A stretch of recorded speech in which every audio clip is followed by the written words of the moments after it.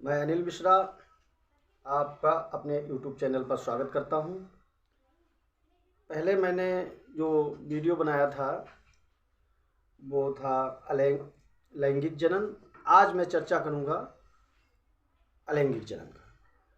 देखिए, प्रजनन को मैंने दो भागों में डिवाइड किया था।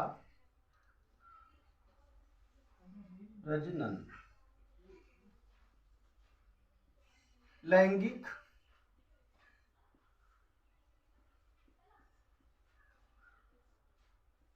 अलैंगिक।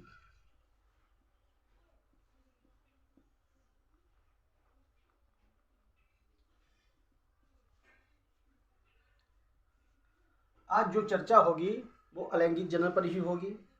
अब देखिए, वैसे सामान्यतः मैंने उस दिन जो बनाया था तो मैंने इसको जो है 3 भागों में डिवाइड किया था। नंबर 1 विखंडन, मुकुलन और कायिक जनन। इसको देख लीजिए। विखंडन,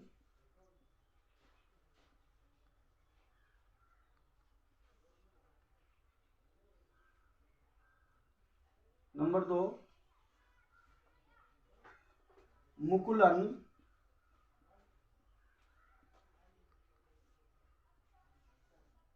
कायिक जनन।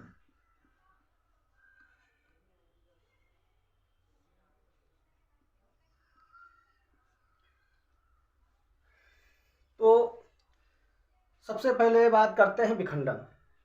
कुछ ऐसे जीव हैं जो विखंडित होकर के और नया जीव तैयार कर देते हैं, जैसे अमीबा।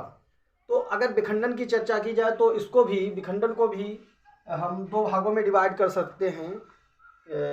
नंबर 1 द्विविभाजन और नंबर 2 बहुविभाजन। द्विविभाजन क्या है? जब अमीबा है तो उसमें क्या होता है, अमीबा तो अनिश्चित आकार का होता है। मैं एक एक करके बनाता जाऊंगा। और तो उसका केंद्रक जो होता है वो धीरे धीरे 2 भागों में डिवाइड हो जाता है, और 2 भागों में डिवाइड होकर के इस टाइप से होकर के, और ये बीच से डिवाइड हो जाता है, तो 2 भागों में डिवाइड हो जाता है, तो 2 विभाजन कहा जाता है। पैरामीशियम, यूग्लिना भी ऐसा है। पैरामीशियम देखो बनाने का बहुत अच्छा तरीका है। पहले जब मैं पढ़ता था तो हम लोग आपस में सोचते थे कि कहीं पैरामीशियम बनाने को आ जाए। छात्र कहते थे तो कहते थे कि पैरामीशियम बनाने में क्या, जूता या चप्पल रखी, कापी पर खींच दी। लेकिन ये गलत बात है, क्यों विद्या के ऊपर जूता चप्पल नहीं रखा जा सकता है, क्योंकि वो हमारी वही तो सब कुछ है, आलिनाल है। इंग्लिश में एक मुहावरा है आलिनाल। तो लेकिन वो एक मतलब मजाक तरीके से वो या मैंने क्या कह रहेंगे, वो अगर कच्ची पहले मिट्टियाँ होती थी, फर्श नहीं होती थी स्कूलों में अधिकतर, तो ज़मीन पर रखा और उसका चित्र तली का बना लिया और जो है पैरामीशियम बन गया। तो इस तरीके से है, इसका विभाजन हो जाता है। और जो है उसका जो है क्या नाम, यूग्लिना भी मतलब बीच से डिवाइड हो जाता है। और इसी तरीके से पैरामीशियम भी इसी तरीके से क्या होता है, पैरामीशियम जो है कुछ सेम जो है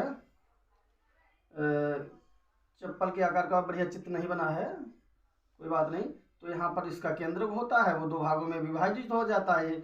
ये अलग बन जाता है पैरामीशियम, ये अलग बन जाता है। तो इस तरीके से बन जाता है, तो ये कहा जाता है द्विविभाजन। तो ऐसे जब 2 भागों में विखंडन होता है तो इसको मैं कहता हूँ, इसको विखंडन को अगर लिखूँ तो उसमें लिख सकता हूँ कि 2 विभाजन और बहुविभाजन। बहुविभाजन क्या है? एक ही जीव जब कई भागों में विभाजित हो जाता है तो क्या होता है, बहुविभाजन हो जाता है। जैसे एग्जाम्पल अमीबा है, तो अमीबा को अगर आप ये देखो, सबसे पहले मैं अमीबा को समझ लेता हूँ। अमीबा कहाँ पाया जाता है? अमीबा एक गंदे गड्ढों में, तालाबों में पाया जाता है, और जो एक कोशिकीय जीव होता है वो सूक्ष्मदर्शी से ही हम देख सकते हैं। अमीबा है, यूग्लिना है, पैरामीशियम है, ये इत्यादि जो एक कोशिकीय जीव हैं, एक कोशिका के बने होते हैं। सभी को मालूम है, कोशिका के बारे में पहले से ही सभी को पता है कि मानव का शरीर बहुकोशिकीय है। लोग मतलब संख्या लगाते हैं कि एक पदम जो है संख्या होती हैं, एक मानव के कोशिकाएं होती हैं मानव के शरीर में। तो समझ लीजिए कितनी संख्या हुई। तो उसमें से एक सूक्ष्म कण कहना चाहिए, इतना छोटा कहना चाहिए। जब हम किसी अंधेरे कमरे में लेटे होते हैं, किसी रोशनी से प्रकाश आता है और उसमें कहीं धूल के कण सूक्ष्म उड़ते हुए दिखाई देते हैं, तो ऐसा उस टाइप से मतलब ये है कि अगर हम उसको अमीबा, पैरामीशियम, ग्लीना को देखना चाहें तो उसको हमको माइक्रोस्कोप का ही प्रयोग करना पड़ेगा। तो ऐसे सूक्ष्म जीव, अगर ये सूक्ष्म जीव कई भागों में विभाजित हो जाते हैं तो इनको हम अमर भी जीव कह सकते हैं, क्योंकि ये 8 भागों में या 4 भागों में या 3 भागों में, जितने भागों में विभाजित होंगे, ये सब जो हैं क्या बन जाएंगे, नए जीव बन करके तैयार हो जाएंगे। ठीक है, तो इसे बहुविखंडन कहते हैं, अमीबा है, और एक प्लेनेरिया भी होता है।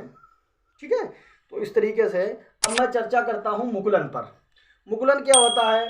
मुकुलन में जो जीव होता है उसमें से जीव, अब जीव भी हो सकता है इसमें, और जीव चाहे मतलब जीव हो या पौधा हो, तो इसमें क्या होता है, ये कली जैसी निकलती है। तो जैसे मैंने मान लिया एक समुद्री जीव है जिसको हाइड्रा कहते हैं,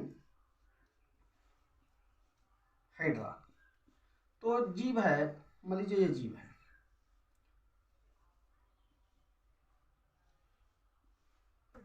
इस टाइप से।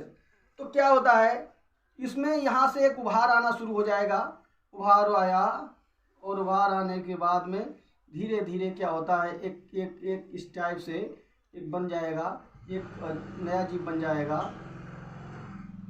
और जब ये चलेगा तो यहाँ से ये अलग हो जाएगा, एक नया जीव तैयार हो जाएगा। तो इसको मुकुलन कहते हैं। इसको मुकुलन कहा जाता है कि एक जीव से जीव, आप ऐसे समझ लीजिए जमता है, जैसे लोग कहते हैं ना जीव से जीव जमाता है। जैसे गांव में जमना जो है वो कहते हैं उसको, किसी फसल को बोते हैं तो नया अंकुरण होता है तो उसको जमना कहते हैं हम लोग गांव में। तो उसी तरीके से जमता है, मतलब जीव से जीव निकलता है। इस तरीके से एक ईस्ट होता है, ईस्ट। अब आप कहोगे ईस्ट क्या होता है? एक झाग देने वाला पदार्थ होता है, जैसे जलेबी लेबी मैदा में, तो उसमें पाउडर डाला जाता है। अगर उसको बात को जब पता चलता है कि इसमें ईस्ट पर्याप्त हो गया तो झाग जैसा देने लगता है, तो हम उसको भी माइक्रोस्कोप से देखते हैं, उसमें भी इसी टाइप से होता है। उसमें से ही उसकी जो प्रजनन होता है वो जीव से जीव तैयार होता है, इसी टाइप से। ठीक है, तो मैंने बहुविखंडन का भी वर्णन कर दिया है। अब मैं चर्चा करूंगा आपका कायिक जनन। ठीक है, तो कायिक जनन, अब अगर इसमें अगर बात की जाए मुकुलन में, तो एक में 2 तरीके से, तो इस टाइप से मुकुलन कह सकते हैं, और एक जो है कलिका भी कह सकते हैं कि एक पौधा है और उसमें रख दिया, जिसे फ्यूनेरिया है, फ्यूनेरिया उसकी पत्ती है, और पत्ती से उसका नया जो है जीव, मतलब नया पौधा तैयार हो गया, वो अलग हो गया, वो अलग हो गया, तो 2 जीव बन के तैयार हो गए। तो इसमें जो है द्विविखंडन और बहुविखंडन कह सकते हैं। मुकुलन में मुकुलन कह सकते हैं और कलिका भी कह सकते हैं। और अब हम आते हैं कायिक जनन पर। कायिक जनन क्या है? देखिए, शरीर के, ये तो पहले से पता है कि अलैंगिक का मतलब ही होता है जब लिंग की आवश्यकता ना पड़े।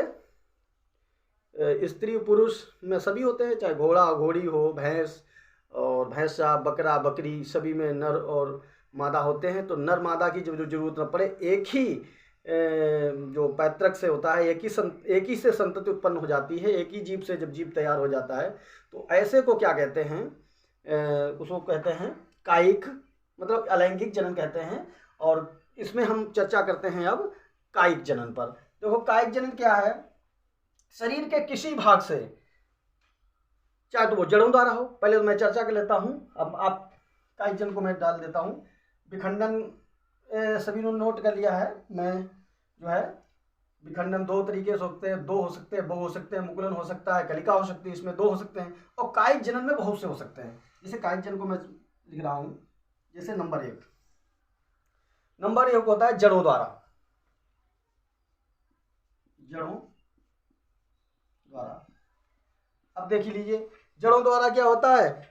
जड़ें कहीं निकल के गई, और जहाँ पर जैसे शीशम है, अमरूद है, उसमें से नया पौधा तैयार हो जाता है।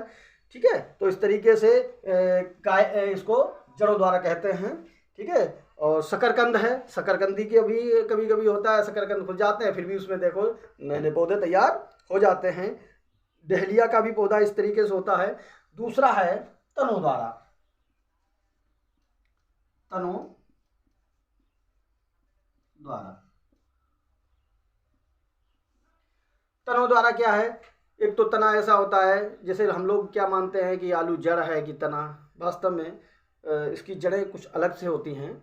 और ये जो है तना ही है, लेकिन भूमिगत तना है, भूमिगत तना है। तो इसमें जो है जैसे, और इसमें मैं एक ही में वर्णन कर देता हूँ, अगर चाहूँ तो मैं उसको भी कई भागों में विभाजित कर सकता हूँ। जैसे तनों में कंद द्वारा और प्रकंद द्वारा। कंद में, आलू में जो छोटी छोटी आँख जैसी बनी होती है वो कंद कहते हैं। और अदरक वगैरह है ये, तो इसमें क्या होता है, प्रकंद होते हैं। तो खैर इतना रखते हैं कि तनों द्वारा जो भूमिगत तने होते हैं उनसे भी हमारे पौधे नए तैयार किए जाते हैं। अब वो बात अलग की है कि आलू जो गांव में रहते हैं वो तो समझते हैं कि जो गर्मी के मौसम में बुआई की जाती है अक्टूबर से पहले, तो क्या करते हैं अक्टूबर में फर्स्ट अक्टूबर तक, फर्स्ट वीक तक, तो उसमें क्या करते हैं आलू को सजा गड़ा देते हैं, सजा रोपित कर देते हैं भूमि में। और नहीं तो क्या करते हैं उसको काट के लगाते हैं, उसकी आँखें देख लेते हैं कि कहाँ पर आँख है, उसको बचा के काटते हैं। मतलब हर कतरिया में एक आँख होना चाहिए। इस तरीके जो शहर के लोग हैं वो नहीं समझ पाएंगे, लेकिन गांव का हर व्यक्ति लगभग समझता है इस बात को। तो तनों द्वारा हो गया, भूमिगत तनों द्वारा कह लीजिए इसको, ठीक है। और दूसरा है अर्धवायवीय तना, इसमें भी हो सकते हैं, ठीक है। तो तीसरा भी हम लिख सकते हैं अर्धवायवीय, चलो तनों द्वारा कर लेते हैं, इसी में रखते हैं। तो अर्धवायवीय तना कहते हैं। अर्धवायवीय तना क्या होते हैं, आधे वो जो हैं हवा में रहते हैं। आपने देखा होगा कि पुदीना का एक पौधा ले आइए और भूमि में लगा दीजिए, और भूमि में लगाने पर क्या होता है, उसमें पता चलता है कि वो धीरे धीरे भूमि के भीतर चलते चलते और जहाँ तहाँ से उसमें किल्ला निकलना शुरू हो जाएंगे। एक पुदीना लगाइए और आपका हो सकता है कि अगर ज़्यादा दिन आप उसको नहीं ख़त्म करते हैं तो पता चल जाएगा 1 डिसमिल या 2 डिसमिल में काफ़ी लंबा चौड़ा तक वो फैल जाएगा। भूमिगत तने द्वारा ही हो जाता है, ठीक है।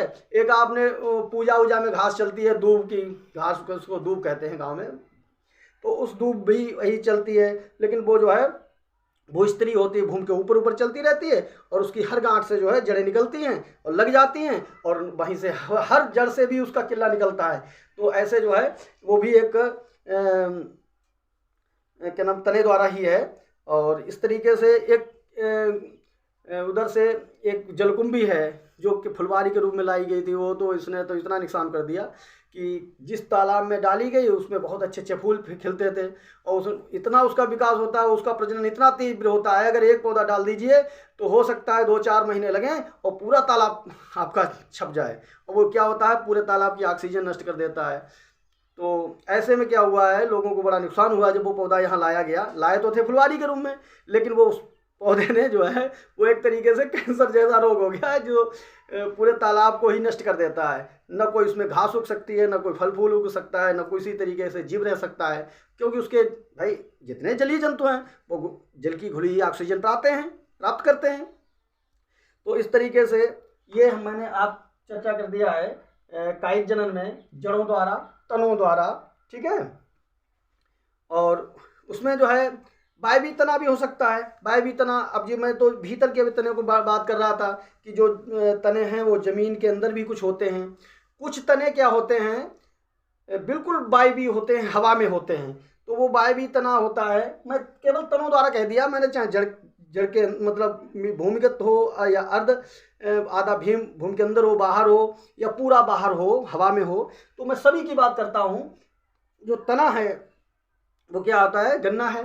गन्ना क्या होता है, इतनी जल्दी प्रजनन होता है कि आप 1 बीघे का गन्ना काट लीजिए, उसमें से कम जो है मान लीजिए बीघा तो खैर हर जगह बराबर नहीं है, लेकिन 1 बीघे काट लीजिए, पता चला है 10-15 बीघा जो है गन्ना आपका फिर तैयार हो गया। इतनी जल्दी प्रजनन होता है। वो क्या है, उसकी गांठ जो है बचा करके उसको काट लिया, भूमि में जो मौसम अनुकूल हो। वैसे गन्ना एक ऐसी फसल है वो लगभग में वर्ष के हर महीने में बोई जा सकती है, क्योंकि गन्ना की जो खेती करने वाले हैं वो अक्टूबर से बोना शुरू कर देते हैं। अक्टूबर नवंबर सर्दियों में अगर बो दिया जाए तो वो जैसे ही गर्मी पड़ेगी तैसे उगना शुरू हो जाएगा। तो फरवरी मार्च अप्रैल मई जून तक बोते रहते हैं, जुलाई तक भी बो सकते हैं, ठीक है, वो अलग की बात है। तो गन्ना एक ऐसी फसल है जो कैसी है, वायवीय तना है, जिसके टुकड़े कर दिए जाएं और वो कर दिए जाएं, ठीक है। और मैं अगला करता हूँ पत्तियों द्वारा, 3 पत्तियों द्वारा।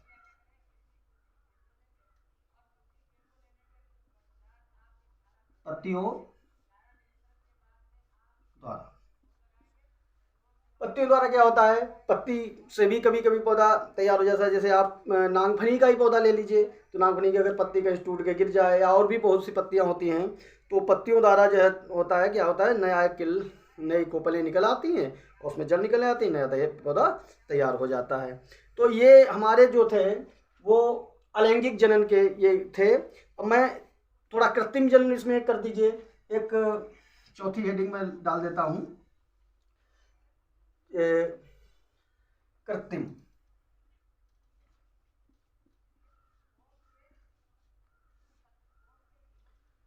जनन।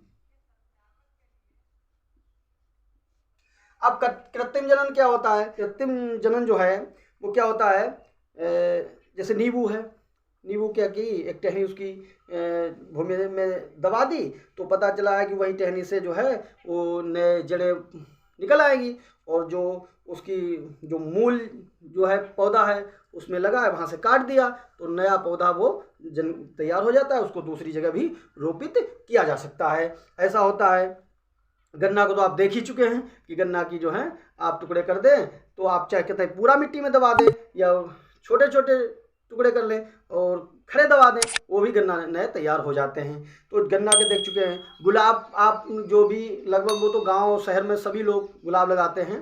क्या करते हैं, आपके घर में एक गुलाब ले आइए और उसमें अगर बड़ी टहनी हो जाए तो उसके क्या करिए, आप पीस बना लीजिए तिरछे, और उसको क्या करिए, उसको मिट्टी में थोड़ी नमी होना चाहिए, और अच्छी अगर मिट्टी है तो और उर्वरकदार है मतलब, तो उसमें लगा लीजिए और पता चला नए उसमें पौधे तैयार हो जाते हैं। तो पता चला अगर एक पौधा है तो आप पूरी उसको बढ़िया बागान भी तैयार कर सकते हैं।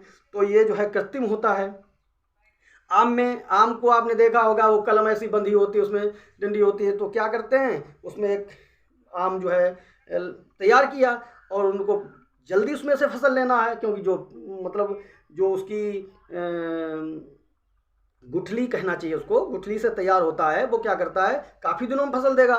तो वो क्या करते हैं, किसी आम के पास या किसी के दूसरे के पास लेकर गए और उसको ऐसे किया और उसमें ऐसे करके उसको छील करके बांध दिया तो पता चला जिसकी जड़ है वो जो है मतलब जो नया पौधा है उसकी है, और जो टहनी है वो पुराने पौधे की रखते हैं। तो जो है इधर से जो है ये काट दिया और जो नया पौधा था उसका जो है ऊपर वाला भाग काट दिया, ठीक है। तो पता चला है कि ये इस तरीके से भी तैयार हो जाते हैं, ठीक है। तो ये इस तरीके से प्रजनन है। प्रजनन लगभग में सभी लोग समझते हैं कैसे प्रजनन होता है, और गांव के लोग तो थोड़ी ही बताने पे समझ जाते हैं, थोड़ा शहर में समझने में थोड़ी दिक्कत है, क्योंकि वो लोग खेती पाती से थोड़ा दूर रहते हैं और ज़्यादातर वो अपने घरेलू काम ही देखते हैं, ठीक है। तो इसमें क्या होता है, इससे लाभ भी बहुत हैं। लाभ ये हैं कि जो कायिक प्रजनन है, जो अलैंगिक प्रजनन है, ये बहुत तीव्र गति से होता है, जरा देर में बहुत किया जा सकता है। जैसे गन्ना है, गन्ना चाहो तो आप 100 बीघा, 500 बीघा, 1000 बीघा, और चाहे जितना जल्दी करा दीजिए सब तैयार हो जाएंगे, ठीक है। ऐसे कलम भी बहुत जल्दी, जितने आप टहनी बना लेंगे उतनी आपकी तैयार हो जाएगी। तो इसमें बहुत तीव्र गति से प्रजनन होता है, और इसमें क्या होता है, पूरी वंशानुगति सेम टू सेम रहती है, ठीक है, उसमें कोई अंतर नहीं होता है। हानियाँ, लोग ये कहते हैं कि वो इसमें हानि भी है। हानि ये है कि मतलब इसमें इसकी किस्म में सुधार नहीं हो पाता है। किस्म में इसलिए सुधार नहीं हो पाता है कि अगर मान लीजिए वही कतई बिल्कुल सेम टू सेम संतति बनी रहती है तो क्वालिटी गिरती रहती है, अगर प्रजनन दूसरे से हो जाता है तो उसमें क्वालिटी उठ जाती है। लेकिन इसमें भी ये होता है, जो कृत्रिम जनन है उसमें जो है किस्म में सुधार आ जाता है। ये तो इस तरीके से मेरा जो है ये मैंने आज वर्णन किया है अलैंगिक जनन का, और नेक्स्ट वीडियो में मैं आपको फिर मिलूँगा। यदि आपको हमारी ये वीडियो पसंद आई हो, समझ में आई हो, तो आप इसको लाइक करें, सब्सक्राइब करें। जय हिंद, जय भारत।